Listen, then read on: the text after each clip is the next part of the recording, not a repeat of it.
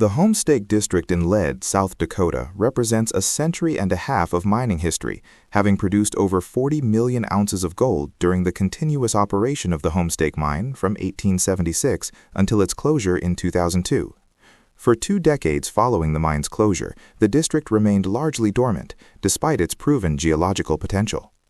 Dakota Gold was established with the specific objective of revitalizing this district, leveraging a modern understanding of geological structures and advanced exploration technology to identify what the historic miners might have missed or deemed uneconomic at lower price points.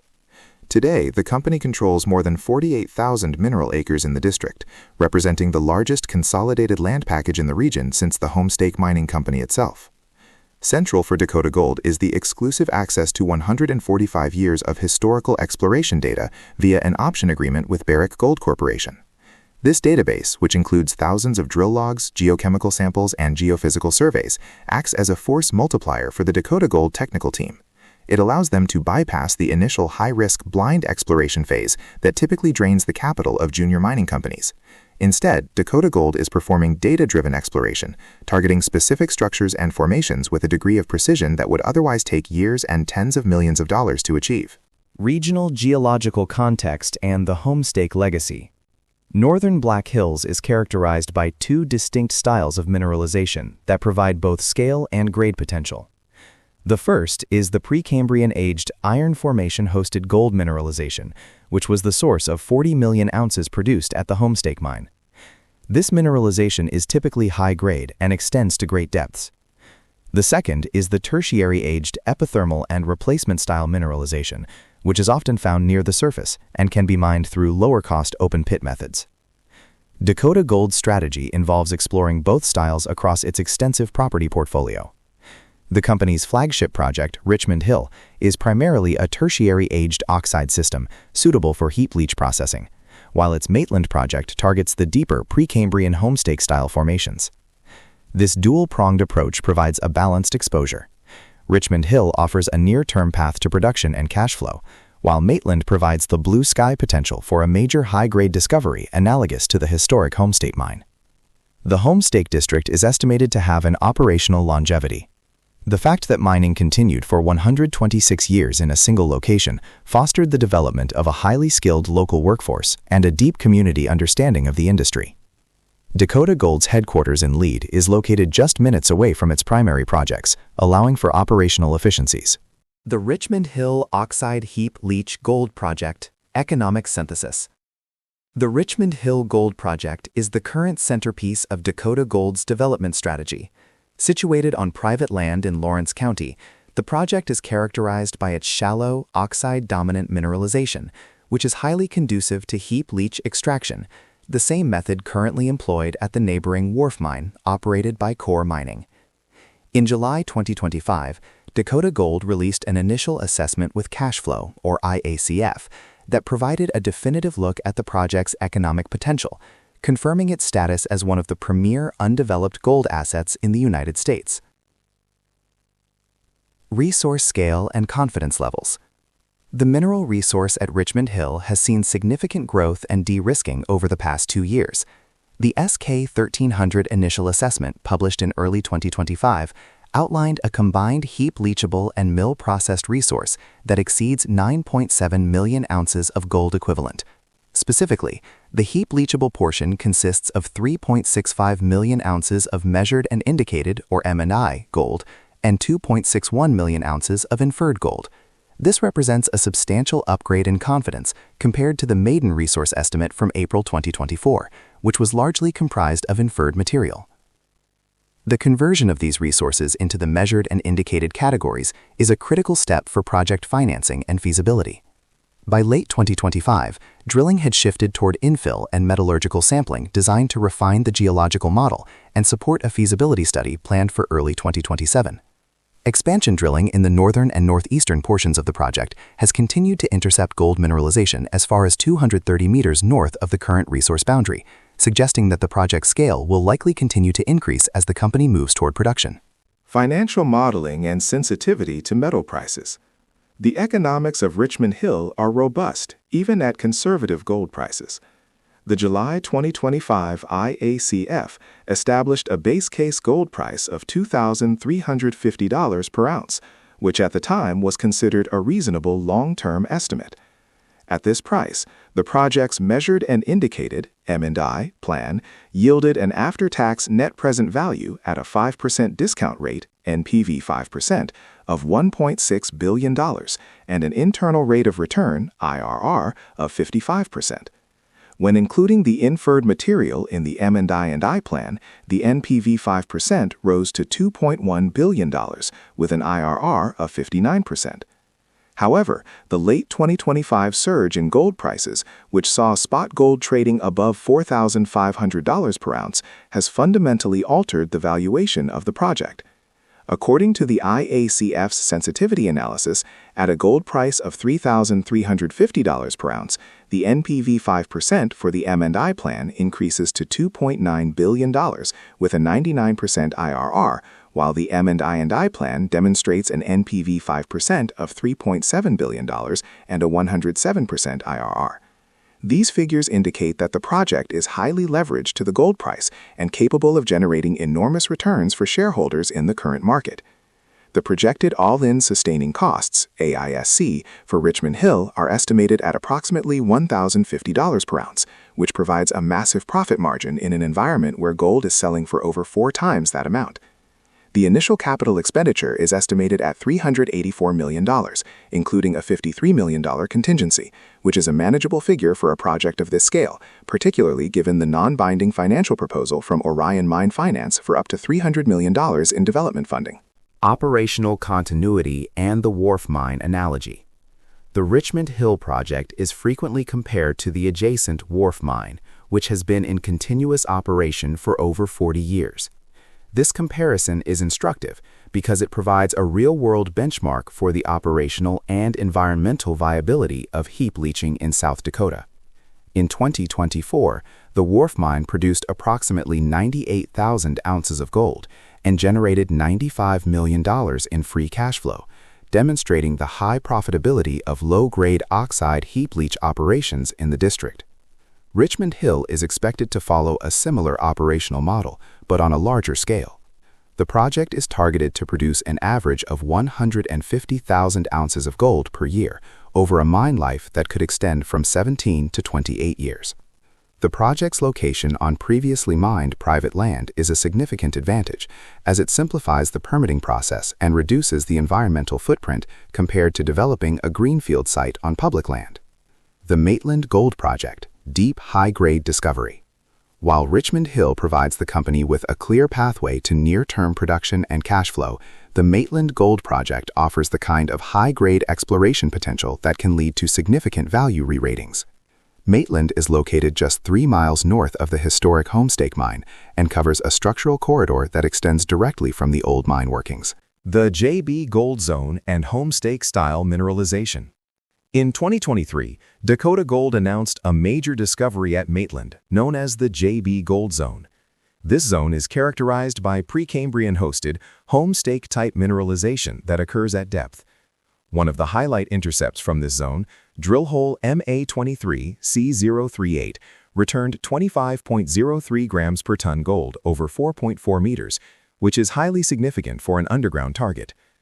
The discovery of the JB zone is geologically significant because it proves that the gold-bearing iron formations of the Homestake mine continue to the north onto Dakota Gold's property. The company has compared the JB zone to the historic west ledges of the Homestake mine, a high-grade zone that produced more than 6 million ounces of gold at an average grade of 7.7 grams per ton. By using advanced directional drilling techniques, Dakota Gold has been able to accurately offset and step out from the initial JB discovery, extending the known strike of mineralization to over 1,600 meters. Exploration strategy and maiden resource potential. The exploration strategy at Maitland for late 2025 and 2026 involves continuing to delineate the JB zone and testing other nearby targets, such as the Unionville zone, which hosts tertiary aged epithermal gold mineralization. The company's objective is to eventually outline a high-grade underground resource at Maitland that can be developed independently or in conjunction with the Richmond Hill operations. An economic analysis commissioned by the company and prepared by economists at the University of South Dakota highlighted the potential benefits of a mine at Maitland. The study suggested that even a relatively small starter underground mine would result in the creation of several hundred high-paying jobs and generate millions of dollars in direct revenue for the state, further solidifying the company's social license to operate. Pipeline properties and strategic portfolio management. Beyond its two flagship projects, Dakota Gold maintains a diverse portfolio of early to mid-stage exploration properties across the Homestake District. These assets provide a continuous pipeline of exploration catalysts and ensure that the company has multiple opportunities for discovery in a variety of geological settings. Blind Gold and City Creek properties. The Blind Gold property is located north of Maitland and covers the extension of the Homestake structural corridor, where it is obscured by Paleozoic-aged sedimentary rocks. The company is using the Barrick database and modern geophysics to see through this cover and identify underlying Precambrian targets. Similarly, the City Creek project targets the southern extension of the Homestake Iron Formation, providing another opportunity to discover high-grade underground mineralization. Tintin and Cambrian Unconformity projects. The Tintin project is located in the western portion of the district and targets a different geological setting, focusing on pegmatite-hosted mineralization that could include gold as well as other critical minerals.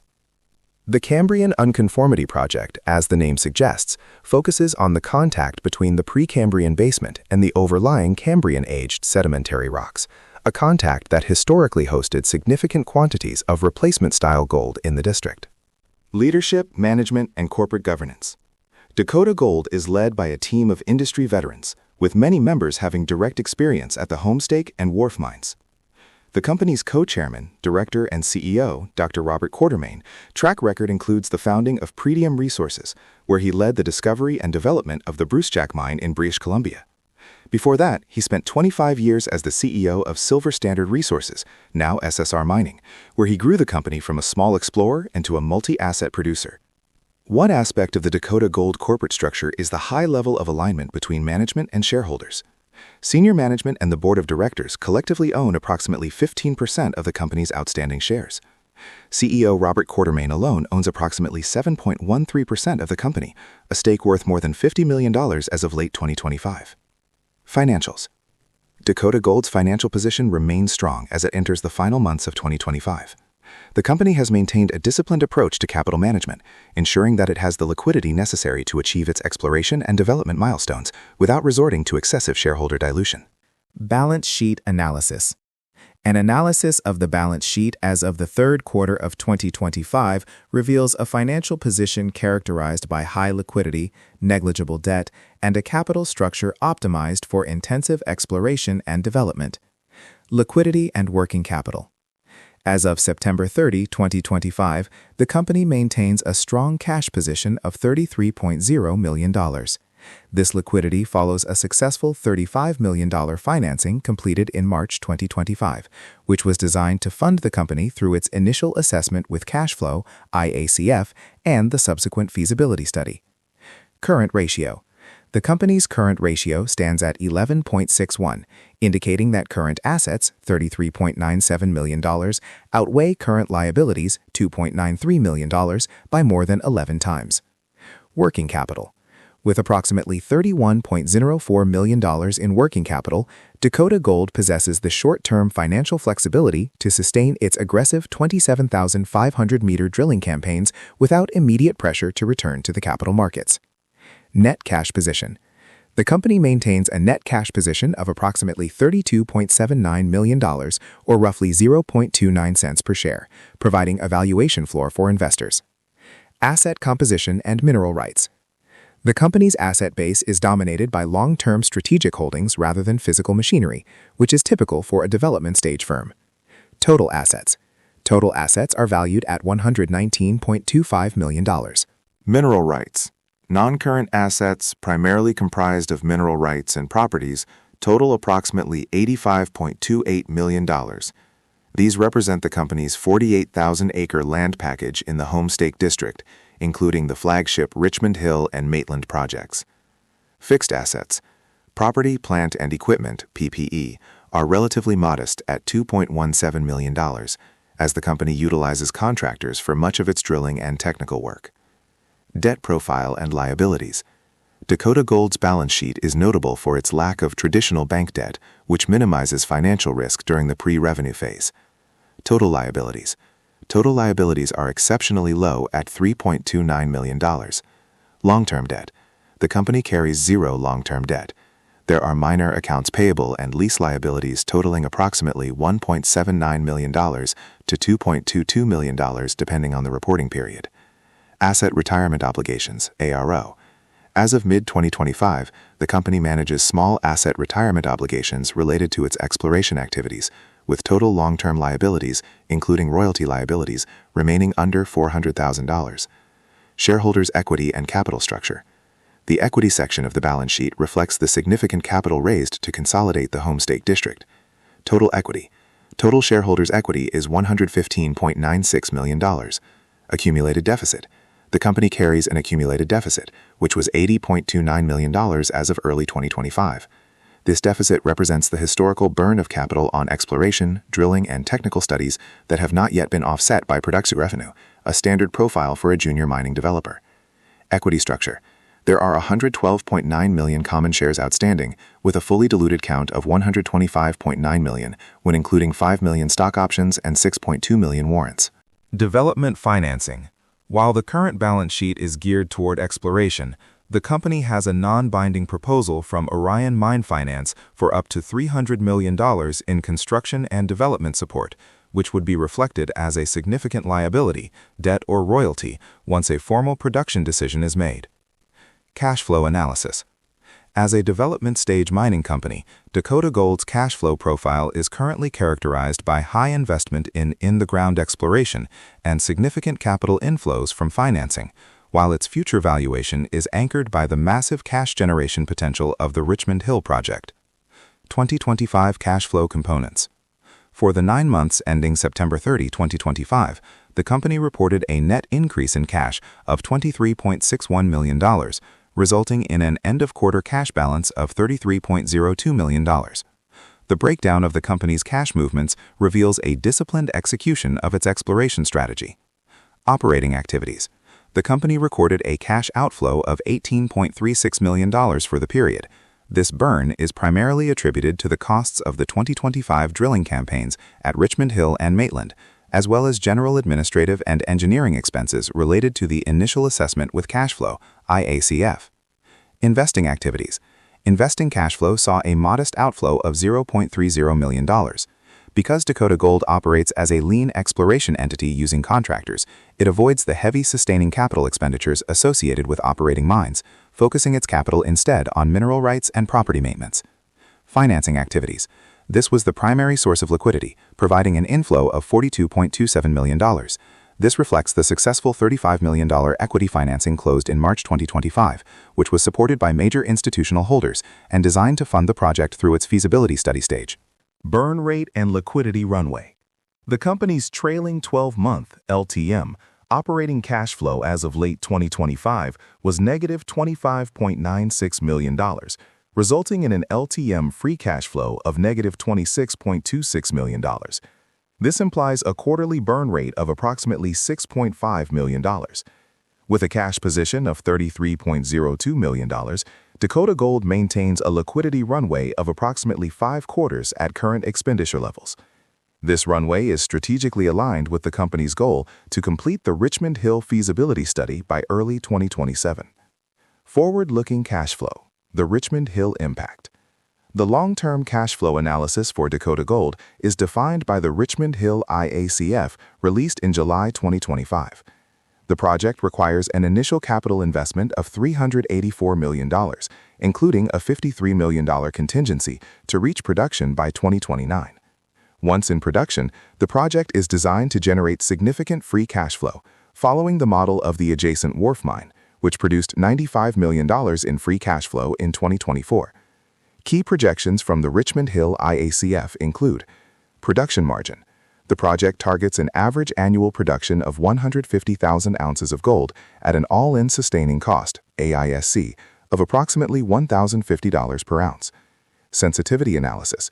At a base case gold price of $2,350 per ounce, the project generates an after-tax NPV 5% of $1.6 billion to $2.1 billion.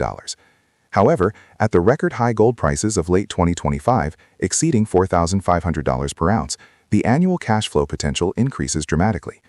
Payback period. The project demonstrates rapid capital recovery. At a gold price of $3,350 per ounce, the after-tax payback period is estimated at just 0.9 years, making it an exceptionally low-risk development asset from a capital recovery perspective. Valuation analysis.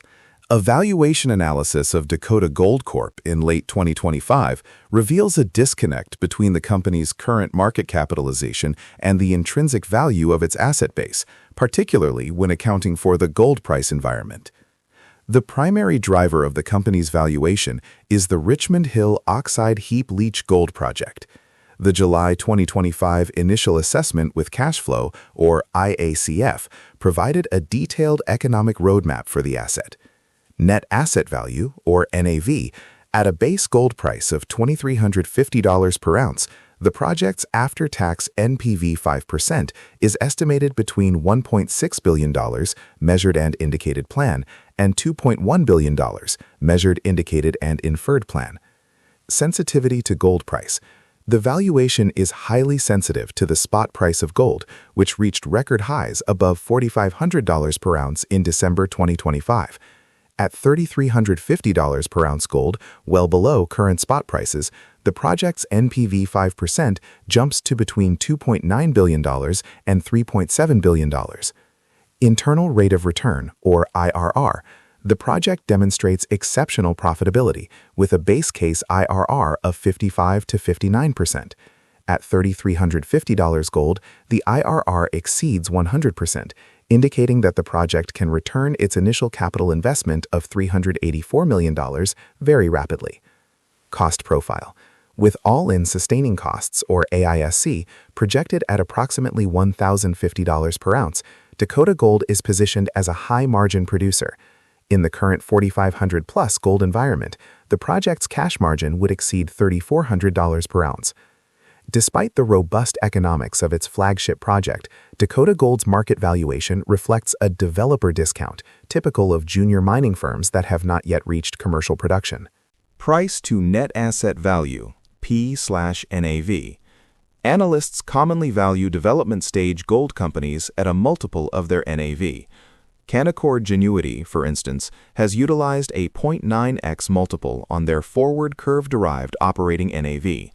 Currently, with a market cap of $705 million against a base case NPV of $1.6 to $2.1 billion, Dakota Gold is trading at a significant discount to its independently assessed project value, roughly 0.33x to 0.44x P/NAV. In situ valuation. The average in situ value for precious metals developers in 2025 is approximately $87 per ounce. With over 6.2 million ounces of measured, indicated, and inferred gold at Richmond Hill alone, Dakota Gold's current market cap implies a valuation of roughly $113 per ounce in the ground, which is slightly above the peer average but does not yet fully account for the high-grade potential at Maitland. Institutional ownership. Institutional ownership in Dakota Gold is robust, with approximately 40% of the company held by institutions as of the fourth quarter of 2025. Key institutional holders include global asset managers like Vanguard Group, State Street Corp., and Franklin Resources, as well as specialized mining-focused funds like Van Eck Associates. The presence of these major institutional holders provides a level of stability and validation for the company's strategy. The macroeconomic context, the gold and silver rally of 2025. The performance of Dakota Gold in late 2025 must be viewed against the backdrop of one of the most powerful rallies in the history of the precious metals markets. In December 2025, gold broke through several historic resistance levels, driven by a combination of macroeconomic uncertainty, central bank demand, and shifting monetary policy. For companies like Dakota Gold, the record gold price serves two primary functions. First, it dramatically enhances the projected cash flows and net present values of their projects, as seen in the sensitivity analysis of the Richmond Hill IACF. Second, it creates a favorable environment for project financing, as lenders and equity investors become more willing to back development-stage assets that offer high margins and long-term production potential. Regulatory landscape and permitting pathways. The regulatory environment for mining in South Dakota is complex, involving both state and federal agencies. However, Dakota Gold's focus on private land provides a more streamlined pathway for permitting compared to projects located on federal lands managed by the U.S. Forest Service or the Bureau of Land Management. State and county permitting. The Richmond Hill Project will primarily require permits from the South Dakota Department of Agriculture and Natural Resources, DANR, and local county authorities. The company has already completed much of the necessary baseline work, including the installation and monitoring of water wells, which is a key requirement for the state permitting process. The company targets the submission of its formal permit applications for early 2026. South Dakota has a well-defined regulatory framework for large-scale gold and silver mining, governed by the Board of Minerals and Environment, BME. This framework includes requirements for environmental impact assessments, reclamation bonding, and public hearings. The successful long-term operation of the Wharf Mine proves that this regulatory system provides a viable pathway for responsible mine development and operation in the state. The role of federal policy and Fast 41. While Dakota Gold's primary projects are on private land, the company nonetheless benefits from broader federal policies aimed at securing domestic supplies of critical minerals and energy. For example, the Fast 41 program is a federal initiative designed to enhance the coordination of environmental reviews and permitting for major infrastructure projects.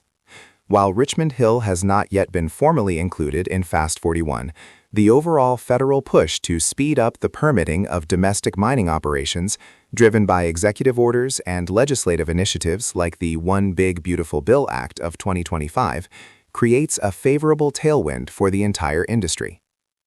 Risks and challenges to the investment thesis. Despite the strong tailwinds of high metal prices and successful exploration, an investment in Dakota Gold is not without risks. Potential investors must carefully weigh the following challenges. Permitting delays and litigation. The most significant risk to the company's timeline is the potential for delays in the permitting process. Environmental and tribal groups have historically used administrative appeals and lawsuits to slow down or stop mining projects in the Black Hills. For instance, the Oceti-Sakowin tribe has actively opposed exploratory drilling near sacred sites like Pesla, and similar opposition could arise as Dakota Gold moves toward full-scale mine construction at Richmond Hill or Maitland. While Dakota Gold's focus on private land mitigates this risk, it does not eliminate it. Any project of this scale is likely to face some degree of legal challenge, and the company must maintain its diligent approach to environmental compliance and community engagement to minimize these risks. Exploration and technical uncertainty. While the Richmond Hill IACF demonstrates robust economics, it is still based on an initial assessment and carries a higher degree of uncertainty than a formal feasibility study. There is no guarantee that the company will be able to convert all its current resources into reserves, or that the actual mining costs and recoveries will match the projected figures. The company is addressing this risk through its current 27,500-meter drilling campaign and the ongoing metallurgical testing program. Conclusion. Dakota Gold Corp stands at a pivotal moment in its corporate evolution. In less than 5 years, the company has consolidated the most strategic land package in the historic Homestake District, secured exclusive access to a century's worth of exploration data, and outlined a multi-million-ounce gold resource with robust economics. The July 2025 initial assessment with cash flow for Richmond Hill confirms that the project is not just geologically significant, but also financially compelling, with the potential to generate billions of dollars in net present value in the current high gold price environment. The company's leadership team, led by industry legend Robert Quartermain, brings a level of credibility and execution experience. The high level of insider ownership and the growing institutional interest further validate the company's strategic direction. For investors, Dakota Gold offers a combination of near-term development potential at Richmond Hill and long-term exploration upside at Maitland. The company is operating in a proven, safe jurisdiction with established infrastructure and a local workforce. While risks regarding permitting and execution remain, the company's strategy and the exceptional macroeconomic tailwinds of 2025 make it a compelling case in the global precious metals sector. As the company moves into 2026, the key milestones to watch will be the final results of the 2025 drilling campaign, the formal commencement of the Richmond Hill feasibility study, and the submission of state and county permit applications. If the company can continue to execute on its technical and regulatory milestones, it remains well positioned for a re-rating as it bridges the gap between a developer and a mid-tier gold producer.